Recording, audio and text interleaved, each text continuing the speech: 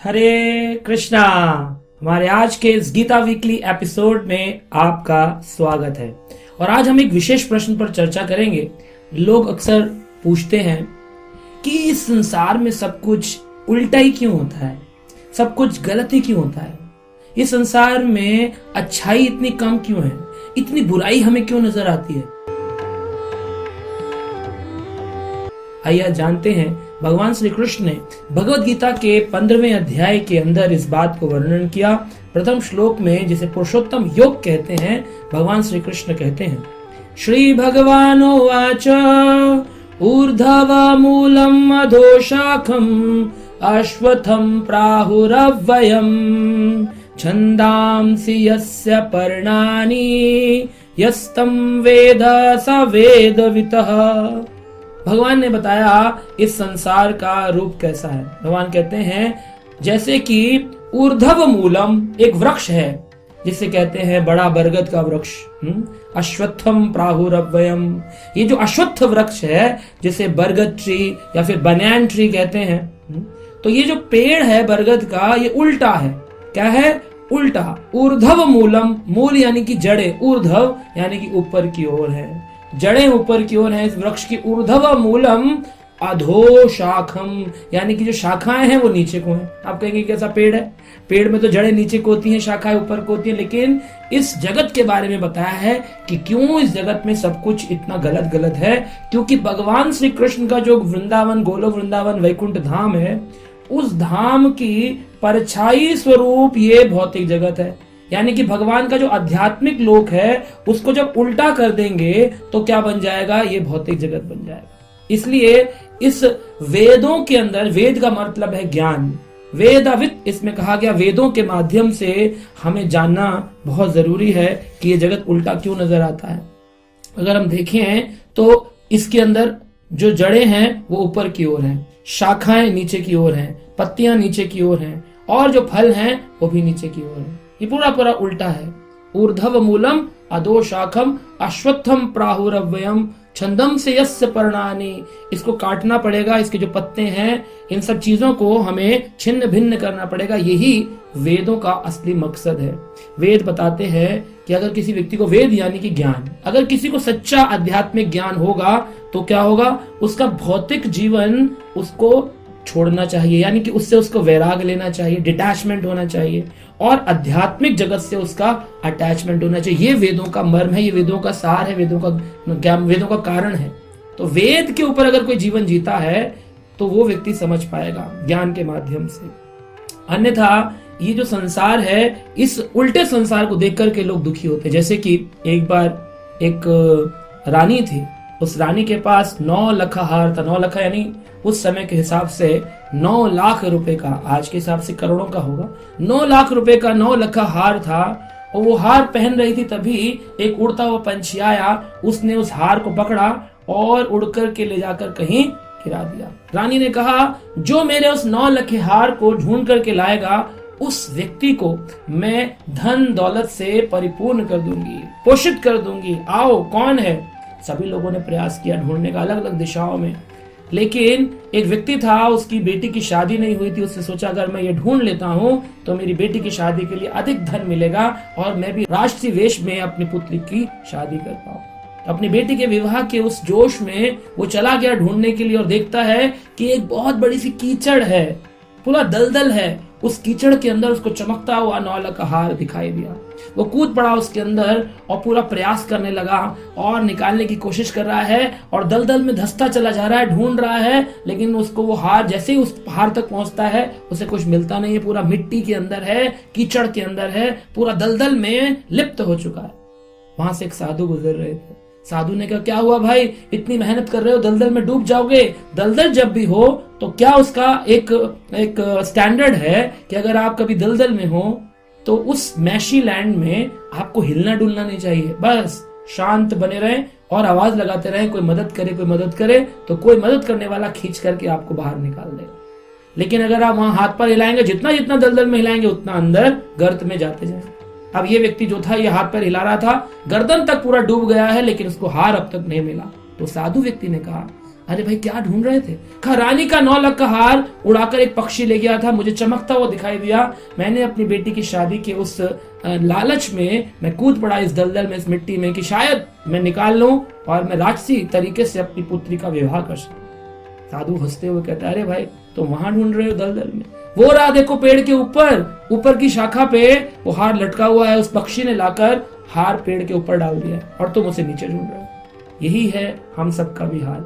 हम सब इस भौतिक जगत की जो दलदल है, जो कीचड़ है, इसमें हाथ पैर मार रहे हैं, खुशी ढूंढ रहे हैं, अब मिल जाएगी, और उसके अंदर दलदल में जाते जा रहे हैं, और दुख, एक दुख जाता है, दूसरा दुख आता है, दुख, इतना दुख के अंदर पूरा चले गए हैं।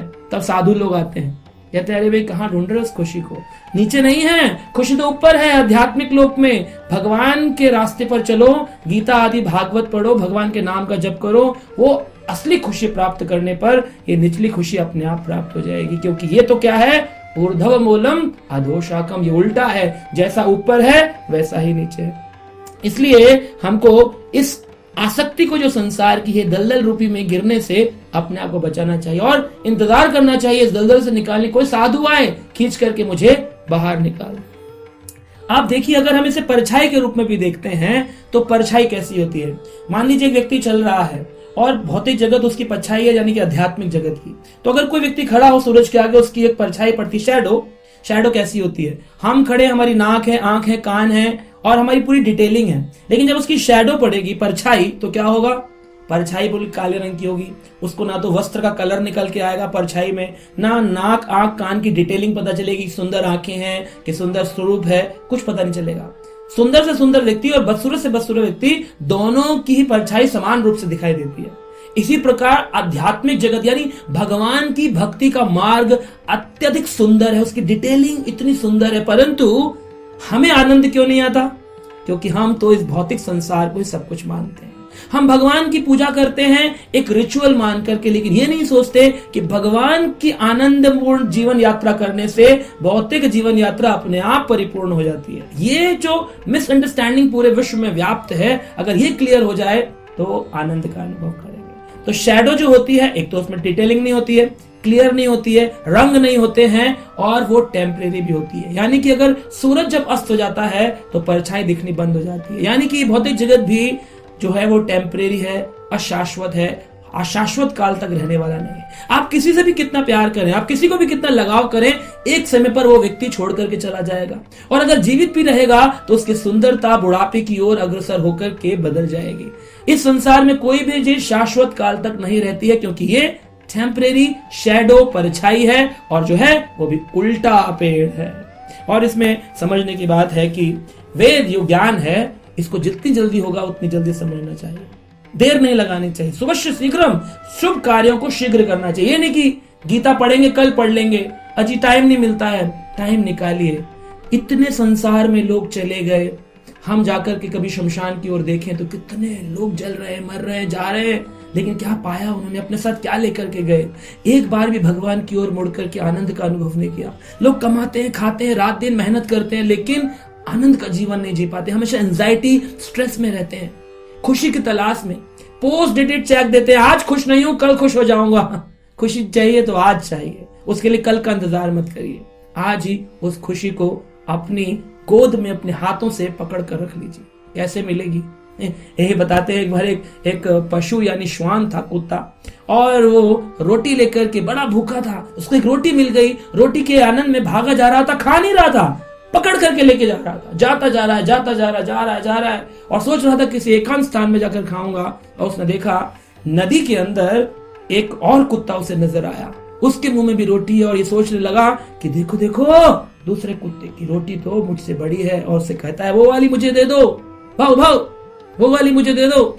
लेकिन जब जितनी देर ये भव भव करे तो लगता है कि परछाई में वो भी भव भव करता है, और भव भव करते ही इसके मुंह से इसकी रोटी गिर के पानी में चली गई। हम भी ऐसे ही करते हैं, इस परछाई रूपी भौतिक जगत की ओर इतने आसक्त हो गए हैं, यहीं पर अपनी सारी चर्चाएं करते हैं, यहीं पर सोशल नेटवर्किंग, दोस्ती, शादी, विवाह, जितना कुछ भी है हम समाज के लिए अपना जीवन गुजारते हैं। लेकिन हम ये भूल जाते हैं कि वो जो रोटी, वो आध्यात्मिक खुशी जो हमें मिली थी, वो बोलने से, संसार में रहने से, संसारी बातें करने से हमारे मुख से गिर जाती है।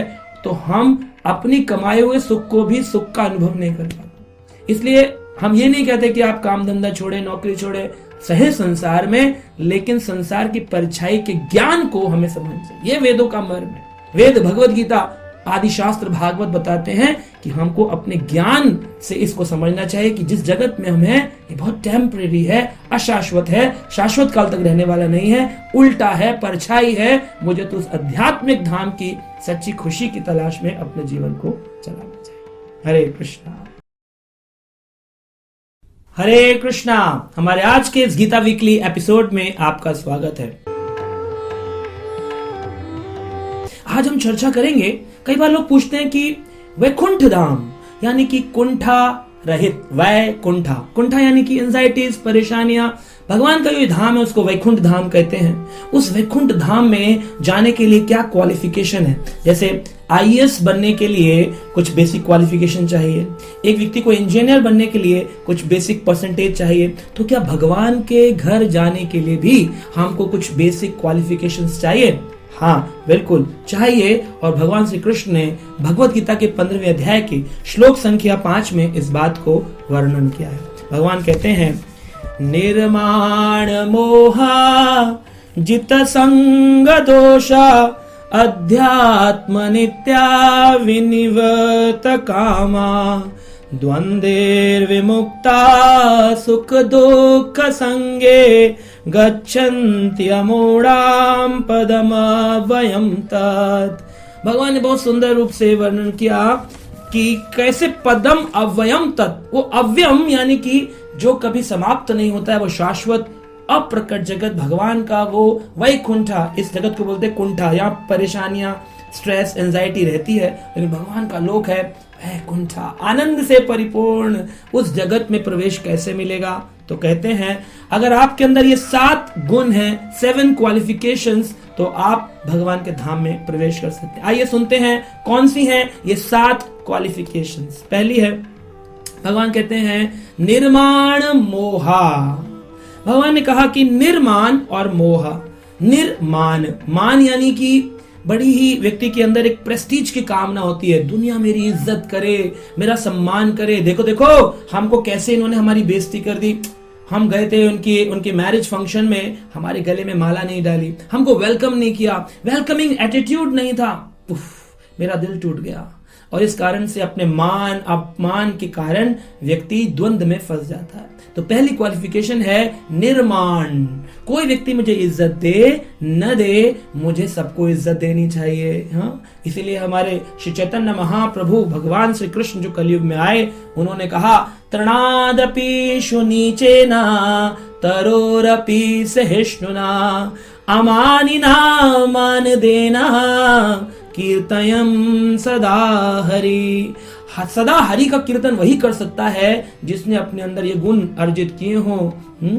वो बहुत ही ज्यादा तृण से अधिक विनम्र हो, पेड़ से भी अधिक सहनशील हो, अमानिना मान देना, कोई मुझे सम्मान करे ना करे, मुझे सबको सम्मान देना है। भाई आप दूसरों के कारण अपने एटीट्यूड, अपने गुण को क्यों बदल लेते हैं? अगर वो नेगेटिव व्यक्ति है, आप भी नेगेटिव हो जाएंगे, तो फिर फायदा क्या हुआ आपका? आपको पॉजिटिव रहना है। वो चाहे कितना भी नेगेटिव करे, अगर वो नेगेटिव करेगा तो प्रकृति का इक्विलिब्रियम उसके लिए नेगेटिव क्रिएट करेगा।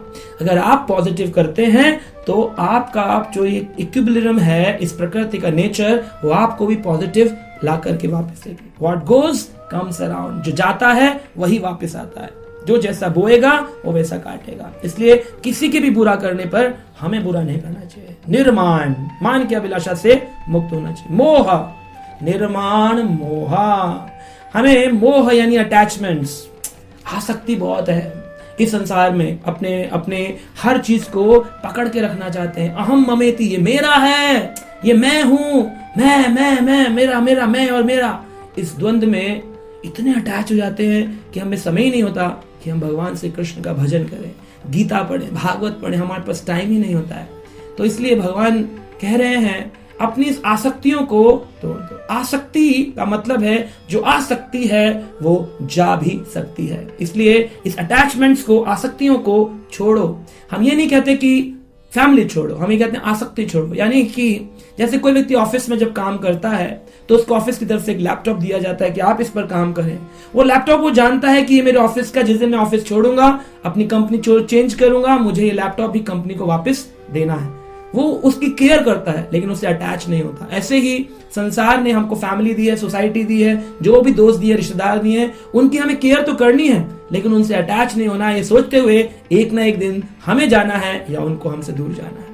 इसलिए अगर ये व्यक्ति जान जाएगा तो निर्माण मोहा, वो मोह से भी मुक्त हो जाएगा। सो फॉल्स प्रेस्टीज, हमारा पहली क्वालिफिकेशन है फॉल्स प्रेस्टीज से दूर रहें, फ्री फ्रॉम फॉल्स प्रेस्टीज। दूसरा है free from this attachments and illusions, ये जो इल्यूजन है संसार का, इससे बच के जाए। निर्माण मोहा जित संग दोषा, जिसने संग के दोष को जीत लिया है। जित संग दोषा, जित यानी जीतना, संग दोषा, संग यानी जो हमारा एसोसिएशन है। कैसे लोगों के साथ उठते बैठते हैं, कई लोग अपने फ्रेंड सर्कल में बैठते हैं और कहते हैं जी मैं ड्रिंक करना नहीं चाहता हूं, मैं नॉनवेज खाना नहीं चाहता हूं, लेकिन मुझे फोर्स किया जाता है क्योंकि मेरा एसोसिएशन, मेरे फ्रेंड सर्कल ऐसा है। अरे भाई, आपके कर्म आपको फल देंगे, उसके कर्म उसको फल देंगे। Don't get influence by the association of your friend circle. उनके इन्फ्लुएंस से हटिए, छोड़िए। बैड एसोसिएशन को छोड़ना ही भगवान को प्रसन्न करना, उनके घर में जाने की क्वालिफिकेशन है। So free from bad association. वो लोग जो बुराइयां करते हैं, क्रिटिसिज्म्स करते हैं, कंप्लेंट्स करते हैं, उन लोगों से दूर रहना ही एक व्यक्ति के लिए सदाचार का जीवन है, भगवान के घर में प्रवेश करने का सदमार्ग है। जित संग दोषा।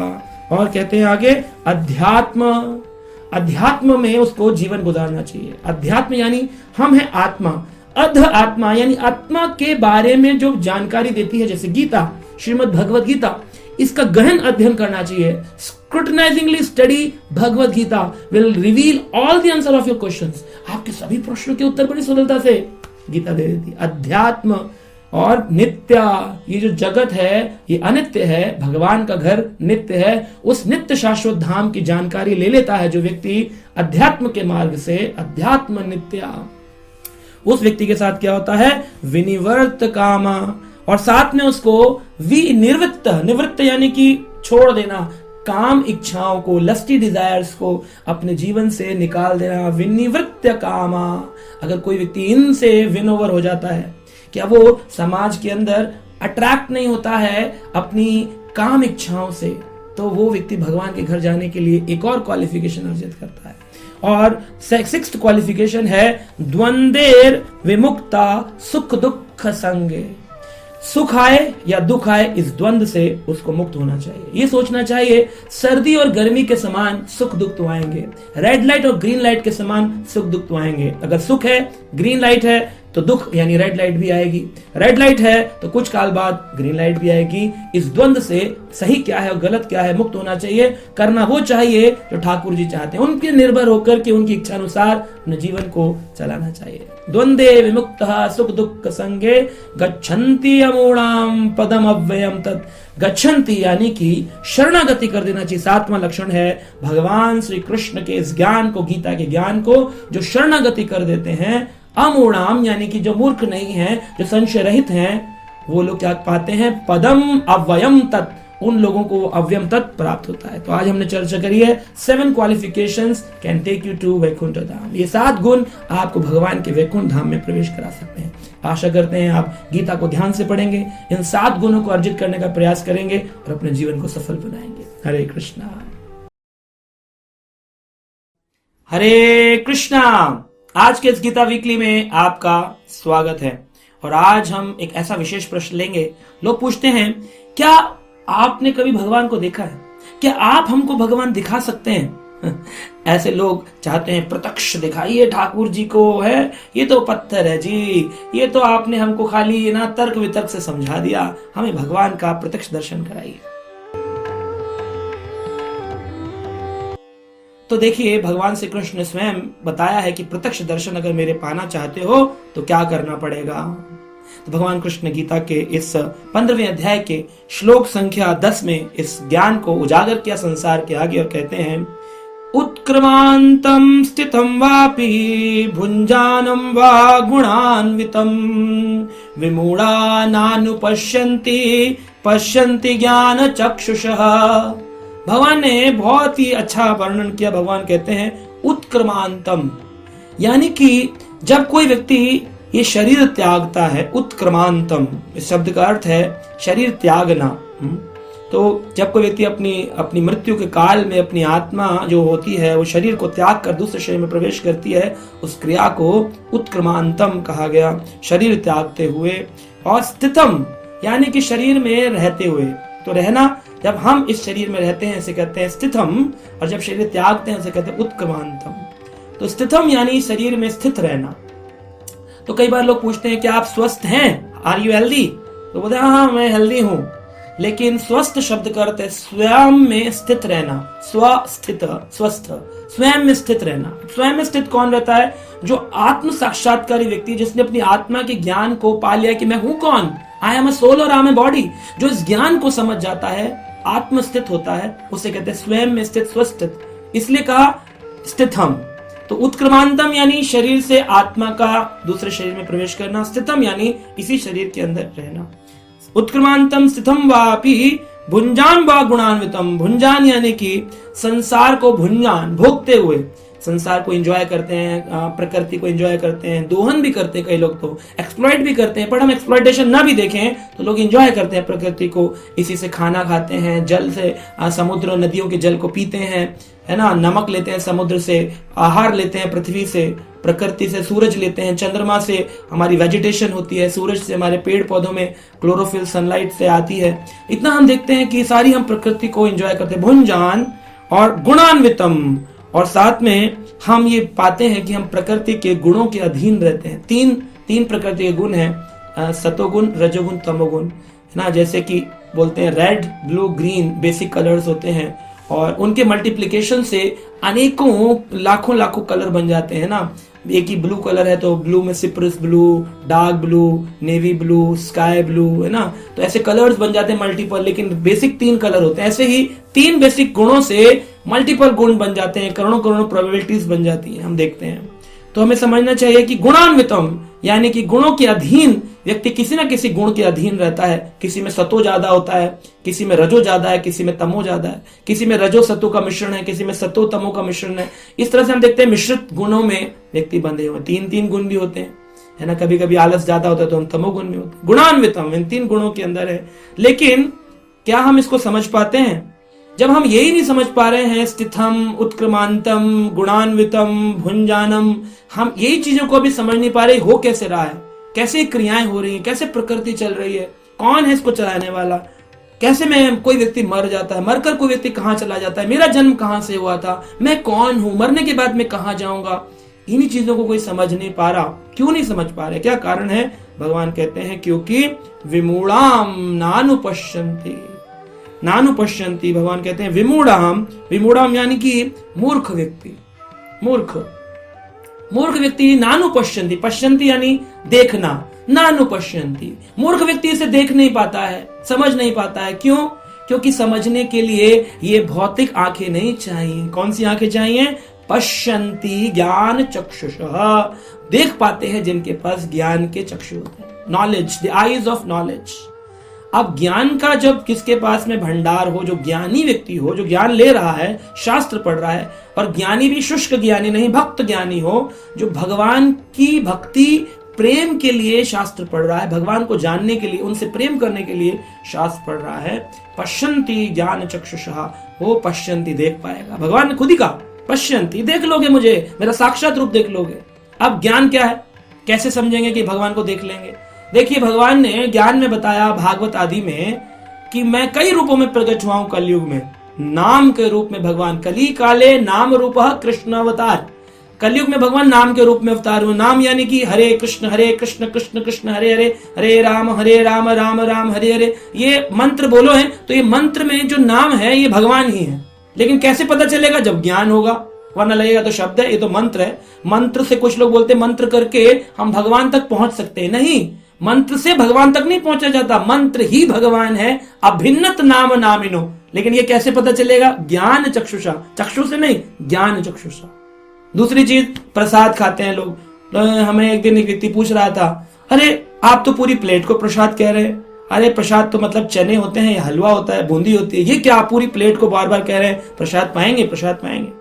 जो भी चीज हम खाते हैं, जब हम ठाकुर जी को भोग लगा करके उत्तिष्ट पाते हैं, वो प्रसाद बनता है, प्रभु के साक्षात दर्शन।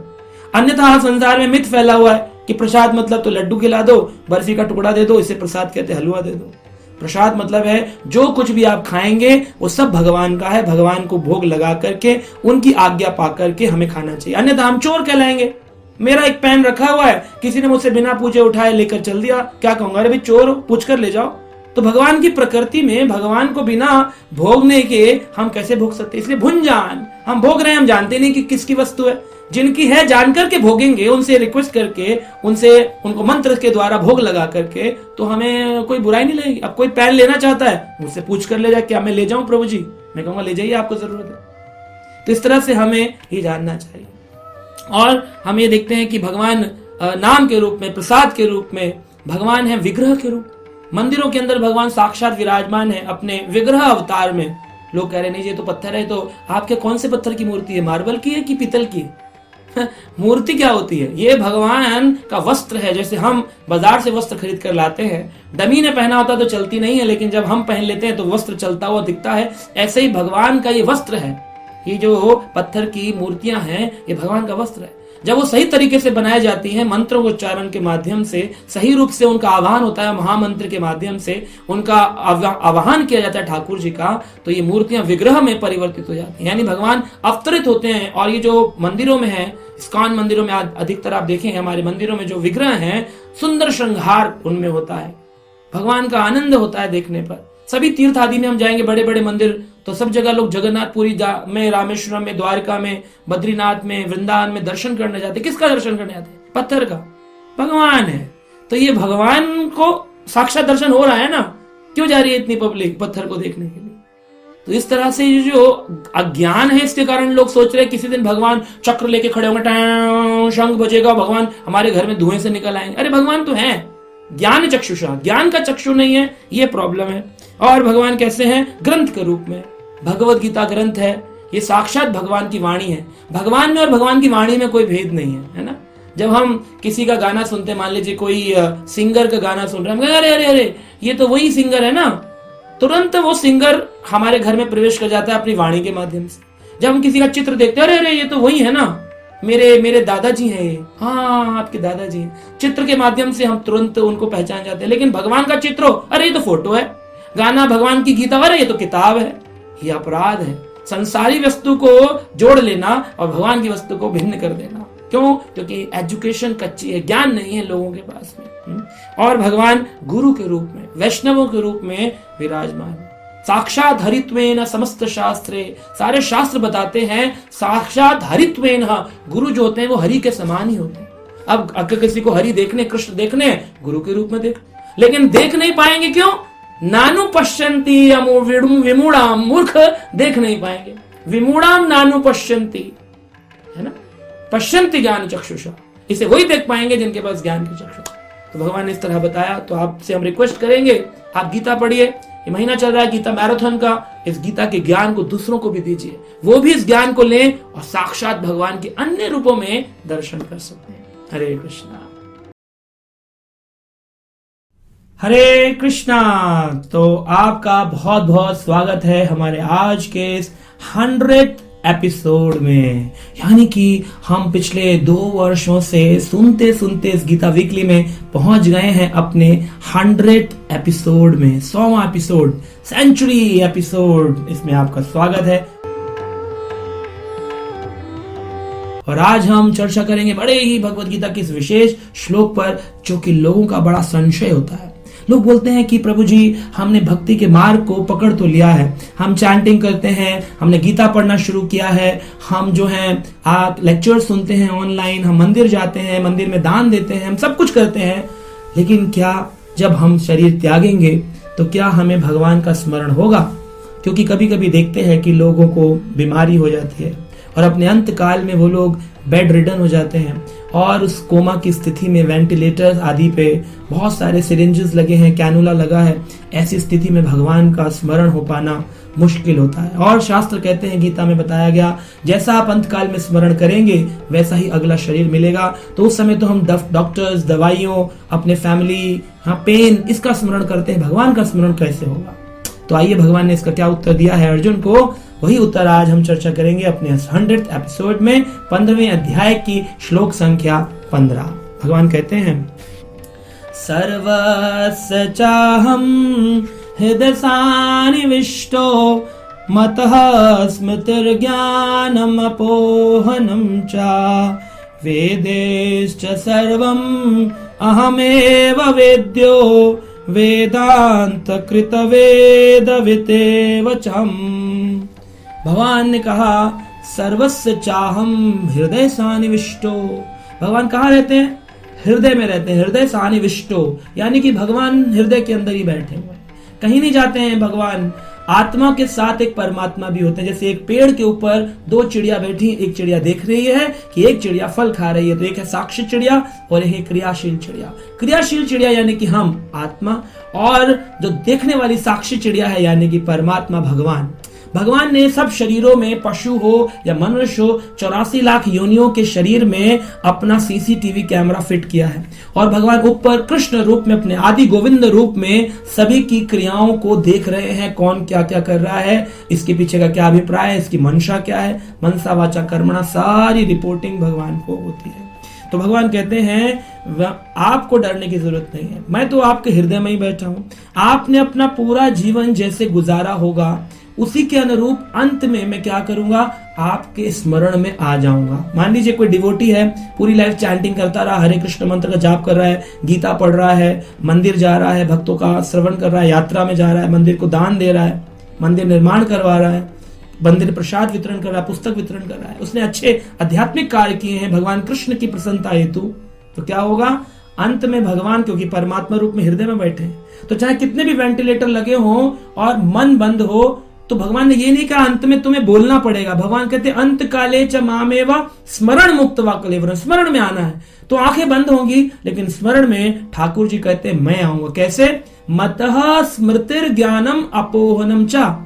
इसका अर्थ क्या है? भगवान कहते हैं मतः यानी कि मुझसे, ज्ञानम स्मृति, स्मरण शक्ति, मतः स्मृति, ज्ञानम मुझी से ज्ञान होता है, स्मृति आती। अपोहनम यानी कि विस्मृति भी मुझसे होती है। यानी जो हम कुछ याद रख पाएंगे भगवान को और भूल जाएंगे, ये भी किसके हाथ में है? ठाकुर जी के हाथ में, कृष्ण के हाथ में। कृष्ण जानते हैं कि पूरा जीवन मेरी भक्ति करिए, तो अंत में वो गारंटी देते हैं कि मैं आपके स्मरण में आ जाऊंगा। लेकिन अगर आपने पूरा जीवन नहीं किया और सोचा अरे अजामिल था ना, पापी था, अंत में नारायण का नाम बोलकर मुक्त हो गया था, हम भी अंत में बोलेंगे, पूरा जीवन एंजॉय करेंगे, अंत में बोलेंगे हे राम और चले जाएंगे, तो ऐसा नहीं होगा। भगवान को हम चीट नहीं कर सकते। वो जानते हैं मतः स्मृतिर ज्ञानम अपोहनम, ज्ञान में स्मृति में आना और विस्मृति हो जाना, ये दोनों मैंने अपने हाथ में रखा है। भगवान कहते हैं हृदय में तो बैठा हूं, किससे झूठ बोलोगे, किसको चीटिंग करोगे? और वही भगवान भक्तों के स्मरण में आते हैं और अपने भक्तों को अपने धाम में ले जाते हैं। इस बात की गारंटी क्या है, कैसे समझेंगे? कह रहे हैं वेदश्च सर्वम अहमेव वेद्यो। क्या किया? वेदश्च सर्वम, वेद यानी ज्ञान। जितना भी आध्यात्मिक ज्ञान लोग लेते हैं, दुर्गा सप्तशती पढ़ते हैं, शिव जी के मंत्र पढ़ते हैं, हनुमान जी के मंत्र पढ़ते हैं, जितना भी वो पढ़ रहे हैं, वेद पढ़ रहे हैं, अथर्ववेद, सामवेद, ऋग्वेद, यजुर्वेद, वेदश्च सर्वम अहमेव वेद्यो, सारे ज्ञान में जानने योग कृष्ण कहते मैं ही तो हूं। क्यों? वेदश्च सर्वम अहमेव वेद्यो, वेदों में जानने में योग्य हूं। क्यों? वेदांत कृत, क्योंकि वेदों को रचने वाला तो मैं ही हूं। वेद जो है उनका सूत्र है वेदांत सूत्र, और वेदांत सूत्र का भाष्य है श्रीमद् भागवतम। किसने दिया? स्वयं भगवान श्री कृष्ण के अवतार वेद व्यास जी ने। लोग कहते हैं मनुष्य ने लिखा, मनुष्य नहीं है, वेद व्यास जी स्वयं भगवान के अवतार है, स्वयं भगवान के अवतरण लिया है वेद व्यास के रूप में। क्यों लिया है? वेदांत कृत, इस श्लोक में बताया गया वेदों की कृत रचना करी है, वेदांत कृत वेदविच्चाहम, मैं ही वेदों को रचने वाला हूं, मैंने ही क्या किया है? संकलन किया है, और समस्त वेदों को मैं ही जानने वाला हूं। अब इसका अंत कैसे समझेंगे, कैसे इस चीज को समझेंगे? तो कहते हैं वेदांत सूत्र में एक श्लोक आता है, वेदांत सूत्र के पहले स्कंद के पहले अध्याय के 4 नंबर श्लोक में कहा गया, ततः ततु समन्वयात्, ततु समन्वयात्, ततु समन्वयात् कहा गया है। इसका अर्थ है 3 चीजें बताई गई हैं इस वेदांत सूत्र में। पहला, वेदों का प्रयोजन जानो। दूसरा, वेदों का ज्ञान क्या है। और तीसरा, वेदों के लक्ष्य की स्पष्टता क्या है। तो वेदों के लक्ष्य की स्पष्टता है श्री कृष्ण को समझना। वेदों का ज्ञान क्या है, गीता भागवत समझना। और वेदों का प्रयोजन क्या है, श्री कृष्ण की पूजा करना, श्री कृष्ण की उपासना करना, उनकी मंत्र जाप करना। ये प्रयोजन है वेदों का। ये वेद में बताया गया, ततु समन्वयात्। और वेदांत सूत्र में आगे ये भी बताया गया, अंतः प्रविष्टः शास्त्रः जानानायः। कहते हैं कि व्यक्ति अपने पूर्व काल की चीजों को भूल जाता है। जब एक आत्मा दूसरे शरीर में प्रवेश करती है तो प्रविष्ट जब होती है तो पुराना जीवन भूल जाती है, कौन मेरी पत्नी थी, कौन मेरे पति थे, कौन मेरे बच्चे थे, और वो नया शरीर धारण कर लेती है, नए शरीर में आ जाती है। अब क्योंकि उसके मन बुद्धि अहंकार रूपी सूक्ष्म शरीर उसके साथ आ रहे हैं, कैरी फॉरवर्ड हो रहे हैं, पंच भौतिक शरीर, उसकी ज्ञान इंद्रियां, कर्म इंद्रियां सब छूट गई हैं, वो नए शरीर में आ गया है। लेकिन फिर भी जो उसका मन बुद्धि अहंकार था, मन में जो था, बुद्धि में जो था, उसकी ईगोज जैसी थी वैसी कैरी फॉरवर्ड होती है। और भगवान धीरे धीरे ज्ञान देते हैं कि तुम्हारी इच्छा रह गई थी, इस इच्छा हेतु तुमने शरीर धारण किया है, अब तुम इस इच्छा को पूरा करो। लेकिन साथ में शिक्षा भी देते हैं परमात्मा होने के नाते कि असली कर्तव्य तो है मेरी ओर अग्रसर हो, मुझको जानो। वेदों का सार है, वेदों को जानने का मतलब है कृष्ण को जानना। लेकिन फिर भी लोग अंदर बैठे भगवान की आवाज को नकार देते हैं, सुनते नहीं है, अपनी ज्ञान, अपने ही फ्री विल जो आजादी है उसका दुरुपयोग करते हैं। और इसी कारण से पुनरपि जननम पुनरपि मरणम पुनरपि जठरी जठरे शयनम, बार बार उनको माँ की गर्भ में आना पड़ता है, इस जन्म मृत्यु चक्र में घूमना पड़ता है। तो हम आशा करते हैं कि आप भगवान की अंतरात्मा की आवाज को सुनेंगे, भगवान के ज्ञान, गीता के ज्ञान को परिपूर्णित होकर के समझेंगे कि वेदों का सार है। भगवान कह रहे हैं श्लोक में, लोग बोलते हैं जी आप गीता पढ़ते, वेद पढ़े, वेदश्च सर्वम अहम एव वेद्यो, वेदों में जानने योग्य मैं हूं, कहां जा रहे हो इधर उधर।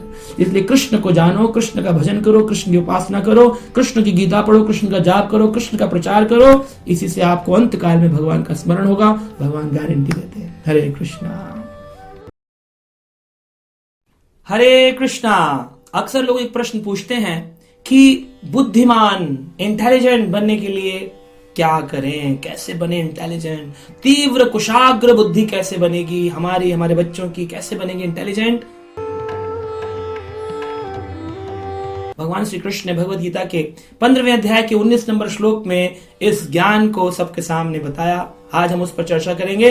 भगवान श्री कृष्ण कहते हैं, यो मामेवं समूढ़ो जानन्ति पुरुषोत्तमं सा सर्वविता भजति मां सर्वभावेन भारता। हे भरत, हे अर्जुन, इस बात को जानो, ये माम एवं असमूढ़ाम, जो व्यक्ति भगवान को लेकर के डाउट फ्री रहता है, असमूढ़ाम, उसमें कोई संशय नहीं रहता कि भगवान कौन है, मैं कौन हूं। वो जानता है कि कृष्ण इकला प्रभु कृष्ण आर सब भृत, एक प्रभु कृष्ण है। और वो जो जानता है कि कृष्ण ही सब कुछ है, स सर्ववेद, अगर कोई व्यक्ति इस चीज को जानता है, सर्ववेद भजति मां, अगर कोई ये बात जानकर के मेरा भजन करता है, यानी चैंटिंग करता है, हरे कृष्ण कृष्ण कृष्ण हरे हरे, हरे राम राम राम हरे। कई लोग मेडिटेशन करने बैठ जाते हैं, कहते जी हम ध्यान कर रहे हैं, ध्यान में हम मग्न हैं। तो जो लोग ध्यान करने बैठ जाते हैं कृष्ण को जानकर के, भगवान ने ये नहीं कहा, भगवान ने कहा सर्ववित भजति माम, भजन करो मेरा, चैंटिंग करो मेरी। तो जो लोग भगवान के नाम का जप करते हैं और भगवान को जान जाते हैं कि भगवान ये सब कुछ है, भजति, तो फिर क्या होता है, सर्वभावेन भारता, उस व्यक्ति को सारा ज्ञान हो जाता है। संसार का ऐसा कोई प्रश्न नहीं है जिसको कृष्ण भक्त उत्तर नहीं दे सकता है। कोई भी ऐसा प्रश्न आप पूछेंगे आपके सारे संशयों को रहित कर सकता है। क्यों? क्योंकि उसने कृष्ण को जान लिया है। अस्मिन् विज्ञते सर्वम विज्ञातम भवति, जो मुझे जान जाता है, कृष्ण कहते हैं, वो सारे ज्ञान से 100% कंप्लीट होते हैं। कृष्ण पूर्ण है और कृष्ण के पूर्ण हो जाने पर जो उनको जानता है वह भी व्यक्ति पूर्ण हो जाता है। इसका एक उत्तर छोटी सी कथा के माध्यम से हम समझाने का प्रयास करेंगे। देखिए, एक बार एक व्यक्ति था, उसने बहुत पढ़ाई लिखाई करी, पुराने जमाने की बात है, और आज से तकरीबन 200-300 साल पहले की बात है। उस व्यक्ति ने बहुत पढ़ाई करी और ज्ञानी बन गया, प्रकांड विद्वान बन गया। और जब वो अपने गांव में आया तो चाहता था कि अभी मैं प्रकांड विद्वान तो बन गया हूं, लेकिन नौकरी करना चाहता था। किसके पास मैं काम करूं? जो व्यक्ति मुझे रखे वो मुझसे ज्यादा समझदार होना चाहिए। तो उसने देखा कि हमारा जो मुखिया है वो समझदार है, क्योंकि गांव के जो लोग हैं मुखिया जी को सलाम करने के लिए जाते हैं कि मुखिया जी आप तो कहना ही क्या, मतलब जय हो जय हो जय हो। तो मुखिया जी के पास वो जाने लगा और उनकी नौकरी करने लगे। उसने देखा कि मुखिया जी भी तहसीलदार जो होते हैं, तहसील होती है गांव, कई गांव आते हैं उस तहसील में, तहसीलदार जी के पास में जाकर के और कर टैक्स देने के लिए जाते हैं कि हमारे गांव की कलेक्शन है, ये हमारे गांव का टैक्स है, तहसीलदार जी ले लीजिए। जब ये जाने लगा मुखिया के साथ तो सोचता है अरे मेरा मुखिया तो इनके शरण में जाता है, मैं इसको सबसे बड़ा मान रहा था, मुझे क्या करना है, उस बड़े व्यक्ति की नौकरी करनी हो कि मैं तो बड़ा ज्ञानी हूं, मैं छोटे व्यक्ति का काम क्यों करूं। और उसने मुखिया जी को छोड़कर तहसीलदार की नौकरी ज्वाइन कर ली। अब तहसीलदार के साथ रहने लगा, बड़ा खुश होता था, मैं तहसील में हूं। कुछ समय बाद उसने देखा कि एक दिन तहसीलदार भी राजा, पहले राजा चलते थे, अभी चीफ मिनिस्टर्स होते हैं, राज्य के राजा के पास जाता है और जाकर के कर चुकाता है तहसीलदार खाते। अरे जब तहसीलदार जी राजा के शरणागत हैं तो मैं तहसीलदार की नौकरी क्यों करूंगा, मैं राजा की नौकरी करूंगा। और वो राजा की नौकरी करने लगा। लेकिन देखा रात्रि काल में राजा एक दिन घोड़े पर बैठ करके कहीं जंगल की ओर जा रहे थे। वो जंगल की ओर जा रहे थे, वो पीछे पीछे घोड़ा लेकर राजा के पीछे चल दिया। सेक्रेटरी था, उनका पर्सनल सेवक था, पीछे पीछे चला। जंगल में जाकर के देखता है कि राजा जी जाकर के एक साधु को प्रणाम करते हैं और कहते हैं, अपना मुकुट उसके चरणों में रखकर कि साधु महाराज मुझे आशीर्वाद दीजिए, मेरा राज्य सही से चले, गुरुदेव आप ही के कारण मेरा जीवन चल रहा है। तो उसने सोचा जब मेरा राजा भी इन साधु की शरण में जाता है, इन गुरु की शरण में जाता है, तो मैं राजा की नौकरी क्यों करूं, मैं तो सेवा करूंगा इन गुरु की सेवा। उसने राज्य की नौकरी छोड़ दी और गुरु जी के आश्रम को ज्वाइन कर लिया, वहां रहने लगा, सेवा करने लगा। कुछ काल बाद उसने गुरु जी के साथ रहते देखा कि गुरु जी सुबह उठ करके भगवान श्री कृष्ण के विग्रह के आगे, मूर्ति के आगे दंडवत लेटकर प्रणाम करते हैं और कृष्ण के आगे भीख मांगते हैं कि ओ कृष्ण, ओ गोविंदा, ओ केशवा, ओ अच्युतः, मुझे शक्ति दो कि मैं आपके चरणों में प्रीति प्राप्त कर सकूं।